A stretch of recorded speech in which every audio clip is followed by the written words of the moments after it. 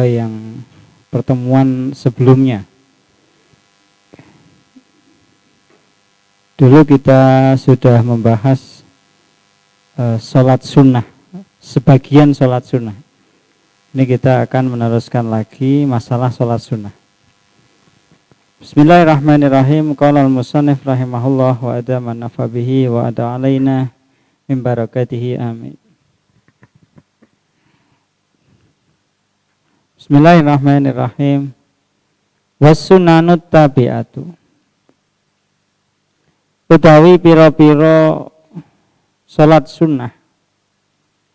At-tabi'atu kang anut lil faraidi maring pira-pira salat fardu. Was-sunanu utawi pira-pira salat sunnah. At-tabi'atu kang anut lil faraidi maring pira-pira salat fardu. Sab'ata asyara iku 17 apane rakaatan rakaate. Salat sunnah itu ada yang mengiringi salat fardu, yaitu yang disebut salat rawatib. Jadi ada salat sunnah yang terlepas dari salat fardu, seperti salat duha, salat istisqa, ini tidak mengiringi salat fardu. Nah sekarang kita membahas salat sunnah yang mengiringi salat fardu, atau biasa disebut salat rawatib, yaitu qobliyah dan ba'diyah. Salat yang mengiringi salat fardu alias salat rawatib ada 17 rakaat menurut apa yang akan disebutkan di sini dalam kitab takrib. Kalau kita bicara secara umum nanti ya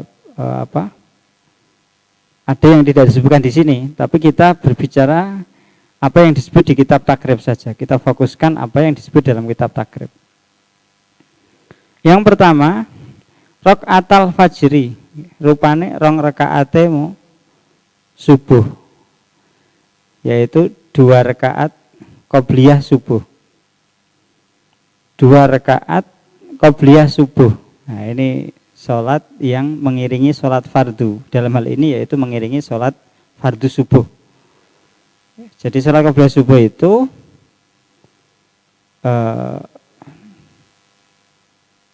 dilakukan sebelum sholat fardu subuh. Waktunya sama dengan waktu sholat fardu subuh. Jadi 2 rakaat niatnya sederhana, usolli qobliyatas subhi, itu sudah cukup. Usolli qobliyatas subhi, rakaat ini dibuat rakaat ini tambah baik, atau dibuat sunatan tambah baik. Dan Rasulullah selalu atau mengistiqomahkan sholat ini. Rasulullah itu saat di rumah maupun bepergian tetap melakukan qobliyah subuh. Makanya para ulama mengatakan qobliyah subuh ini sunnah muakkadah, sunnah yang sangat kuat kesunahannya.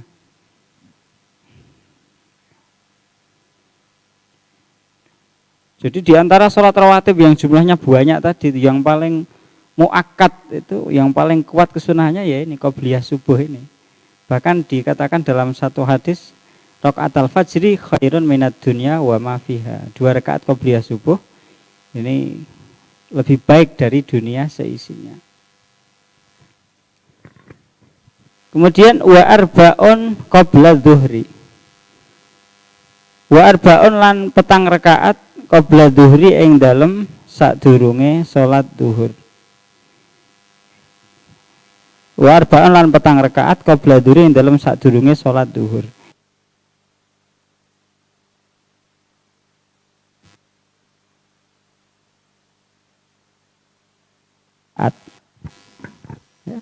Empat rakaat boleh dengan 1 kali salam, boleh 2 kali salam. Jadi boleh 1 kali salam langsung 4 rakaat, boleh 2 kali salam. Jadi 2 rakaat salam, 2 rakaat salam. Menurut Imam Nawawi lebih baik 2 kali salam. Ya, jadi 2 rakaat lalu salam, lalu takbir lagi, 2 rakaat salam. Niatnya sederhana, usolli qobliyata zuhri. Ya, rakaat ini kalau 2 rakaat, kalau 4 rakaat ya arba rakaatin. Atau enggak nyebut rakaat enggak apa-apa, usolli qobliyata zuhri. Ya, itu sudah cukup. Nah, 4 rakaat qobliyah zuhri ini menurut pendapat yang lebih kuat, 4 rakaat ini yang 2 rakaat itu sunnah muakkadah, sunnah yang kuat kesunahannya. Yang 2 rakaat sunnah yang ghairu muakkadah. Jadi 4 rakaat itu yang 2 rakaat sunnah muakkad, yang 2 lagi itu sunnah, tapi sunnah biasa tidak muakkad. Kalau bisa ya dilakukan semuanya ya, 4 rakaat, paling tidak lakukan 2 rakaat. Jadi 4 ini tidak harus dilakukan semua, 2 boleh. Yang lebih semula ya 4. Ini memang agak berat ya kalau cuaca pas panas, badan capek ya. Qobliyah duhur 4, duhurnya 4. Kalau pas capek ini mungkin berat, tapi kalau semangatnya tinggi ini ringan-ringan saja. Warakaatani lan 2 rakaat ba'dahu ing dalam ba'dane zuhri. 2 rakaat setelah duhur. Jadi alias ba'diyah duhur. Niatnya usolli ba'diyata zuhri. 2 rakaat setelah duhur ini sunnah muakkad. Sebenarnya ada lagi yang tidak disebutkan di sini, yaitu 2 rakaat lagi. 2 rakaat, jadi 2 tambah 2, 4 rakaat. Jadi kok ba'diyah duhur ada 4 rakaat. Yang 2 rakaat sunnah muakkad, yang 2 rakaat tidak. Tapi di sini di kitab takrib yang disebut hanya 2 rakaat.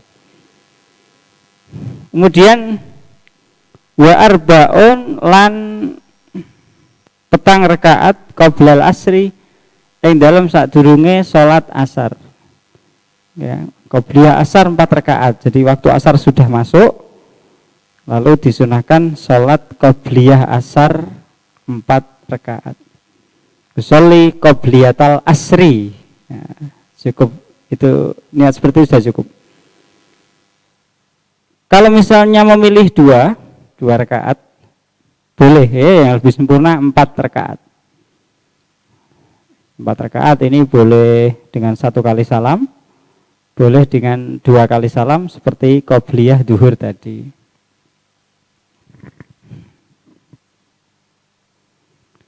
Kemudian warakaatani lan 2 rakaat ba'dal maghribi ing dalem ba'dane salat maghrib. 2 rakaat setelah sholat maghrib. Jadi sholat maghrib 3 rakaat. Setelah dzikir wiridan nanti ada kesunahan sholat sunnah ba'diyah maghrib.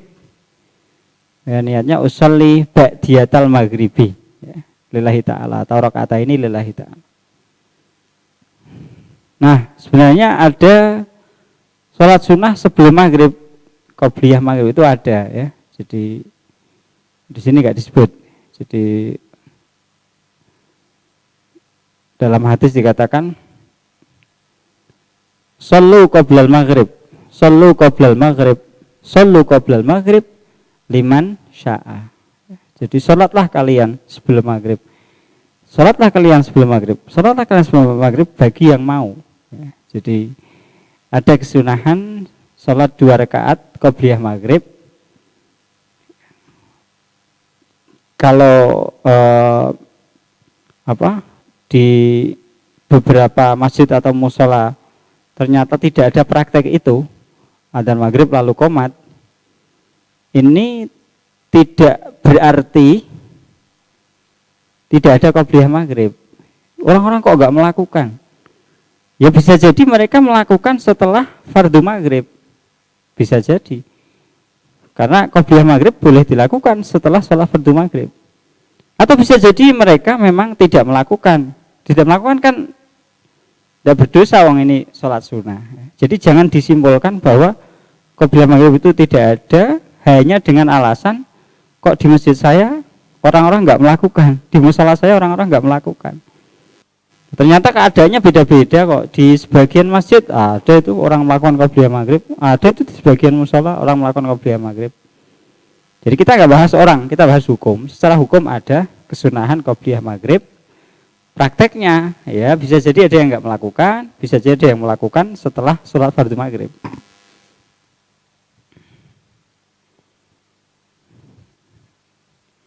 Kemudian wasalasun ba'dal isya. Lan telung rakaat ba'dal isya'i ing dalem ba'dane salat isya. Yutiru kang nglakoni witir sapa wong suwiji biwahidatin kelawan sak rakaat minhuna saking telung rakaat. Jadi ba'diyah isya di sini disebutkan ada 3 rakaat. Ya, yang satu digunakan untuk witir. Jadi ba'diyah isya 2 rakaat, witir 1 rakaat. Jadi sebenarnya witir itu 1 rakaat itu yang minimal ya. Jadi witir itu maksimal 11 rakaat, minimal 1 rakaat. Nah, di sini disebut yang 1 rakaat saja. Jadi ba'diyah isya 2 rakaat, usolli ba'diyatal isya lillahi ta'ala. Kemudian ditambah 1 minimal yaitu witir, usolli rakaatal witri lillahi ta'ala. Nah, sebenarnya sebelum sholat fardu isya ada kesunahan qobliyah isya, usolli qobliyatal isya lillahi ta'ala ya. Cuma di sini tidak disebut. Jadi dari sholat 5 waktu itu, dari penjelasan tadi, penjelasan dalam kitab dan penjelasan yang saya tambahkan, bisa disimpulkan bahwa semua sholat fardu itu punya sholat qobliyah. Ada qobliyah subuh, ada qobliyah duhur, ada qobliyah asar, ada qobliyah maghrib, seperti saya terangkan tadi, ada qobliyah isya, seperti saya terangkan tadi. Jadi semua sholat 5 waktu ada qobliyahnya. Sampai sholat Jumat pun ada qobliyahnya. Tapi untuk sholat ba'diyah ini khusus sholat subuh dan asar ini tidak ada ba'diyahnya. Jadi tidak ada ba'diyah subuh, tidak ada ba'diyah asar. Nah, sholat qobliyah ba'diyah ini sebaiknya dibiasakan sejak dini, sejak remaja. Ini para santri TBS ini saat ini masih kelas 8, masih remaja. Mari membiasakan untuk tertib dalam sholat fardu dan membiasakan sholat sunnah. Jangan sampai masalah sholat sunnah itu kita pelajari saja tapi nggak pernah dilakukan. Sholat sunnah itu ya para ulama mengatakan besok di akhirat ketika sholat fardu itu diperiksa kok ternyata ada cacatnya atau ada kurangnya, maka besok pada hari kiamat kalau orangnya itu punya sholat sunnah diambil untuk menutup kekurangan sholat fardu. Sholat sunnah diambil untuk menutup kekurangan sholat fardunya. Tapi perbandingannya 1:70.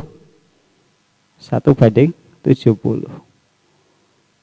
Jadi makanya sholat fardunya itu harus benar-benar ya dilaksanakan secara hati-hati ya. Jangan sampai besok di akhirat diperiksa oleh malaikat ternyata ada cacatnya. Kalau ada cacatnya terus punya sholat sunnah banyak lumayan. Kalau nggak punya sholat sunnah, ya sholat fardunya diperiksa ada cacatnya, ada yang cacat, 10 sholat fardu cacat misalnya, atau memang nggak sholat, nggak punya sholat sunnah. Nah ini terus bagaimana? Berarti orang itu hutang kepada Allah. Hutang itu ada 2, hutang kepada manusia, hutang kepada Allah. Sholat fardu itu kewajiban kita kepada Allah. Kalau ada yang kurang, berarti hutang kepada Allah. Lalu bagaimana?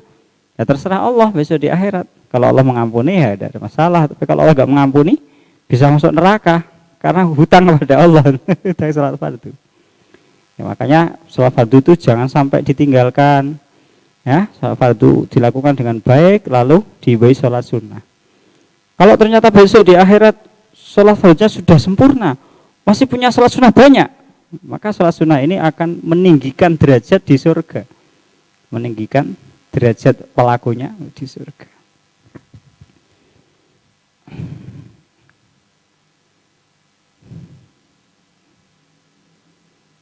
Jadi mari kita membiasakan, ya, membiasakan sholat sunnah agar hidup kita ini dipenuhi dengan ibadah fardu dan ibadah sunnah. Jadi apalagi para thalibul ilmi, orang yang mencari ilmu itu tidak boleh hanya mengandalkannya. Aku cah pinter ya kok, apalanku apik. Ya, tidak boleh. Harus ditunjang dengan ibadah kepada Allah. Dengan demikian ilmu yang diterima itu, ya, ilmu akan mudah dia terima, dan yang dia terima akan mudah untuk diamalkan. Jadi tidak boleh hanya mengandalkan akalnya saja, ya, mengabaikan ibadah-ibadah sunnah. Jadi lakukan ibadah sunnah, lebih-lebih sholat sunnah yang muakkad tadi, ya, itu bisa mungkin dibiasakan mulai sekarang. Kemudian kita lanjutkan lagi, masih ada 2 baris sebelum ganti fasal. Wasalasu nawafila muakkadatun, utawi telu pira-pira sholat sunnah muakkadatun iku den kukuhake kabeh. Rupane sholatul laili, sholat wengi, wa sholatud duha lan sholat duha, wa sholatu tarawih lan sholat raweh. Ada 3 sholat sunnah yang sangat dianjurkan. Pertama sholat malam, ya, sholat tahajud. Sholat tahajud itu sangat dianjurkan. Jadi kalau belum bisa tiap malam, ya dilatih seminggu sekali misalnya. Dilatih, jadi sebelum subuh bangun, sholat.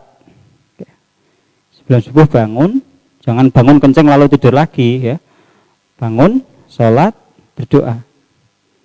Doa semoga diberi kelancaran dalam belajar, orang tuanya yang di rumah, karena mungkin rumahnya jauh, ya, mondok di sini, sekolah di sini, atau memang tidak mondok, memang orang di sini, tidak mondok, ngelaju, berdoa semoga orang tuanya diberi kesehatan, diberi kelancaran rezeki, bisa membiayai anak-anaknya sekolah, anak-anak mondok, begitu. Jadi mendoakan dirinya, mendoakan keluarganya, dan jangan lupa mendoakan gurunya, ya.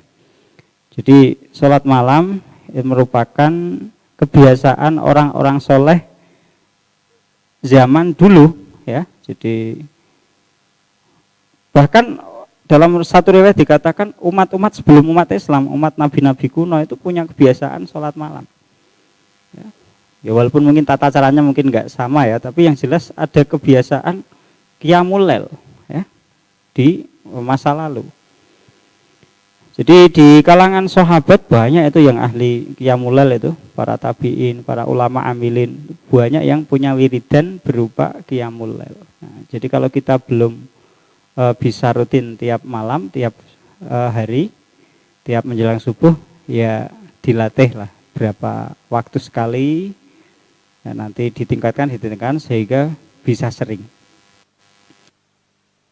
Duha, ya. Sholat duha ini juga sangat dianjurkan mulai pagi hari ketika matahari sudah setinggi 1 tombak. Jadi matahari terbit jam berapa? Menit, ya, sekitar 25 menit sudah boleh sholat duha. Jadi misalnya matahari terbit jam 5:30 misalnya, tambahkan 25 menit, jam 6 kurang 5 menit sudah boleh sholat duha. Tidak harus nunggu jam 7. Kemudian wasalatu tarawih dan sholat tarawih. Kalau sholat tarawih ini khusus di bulan Ramadan. Yaitu dari saya, waktu saya serahkan kepada bos. Terima kasih